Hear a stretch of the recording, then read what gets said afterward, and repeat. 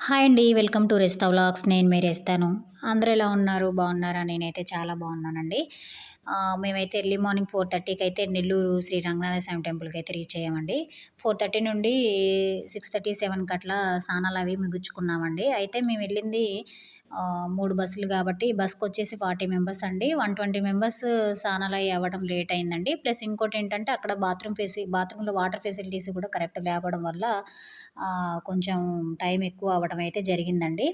ఇంకా తర్వాత మేము దర్శనానికైతే బయలుదేరామండి. ఆ దర్శనానికెళ్ళే దారిలో చెట్టు కింద నాగదేవత అమ్మవారు ఉంటే, ఆ అమ్మవారి చుట్టూ ప్రదక్షిణలైతే చేసుకొని మేము దర్శనానికైతే బయలుదేరాము.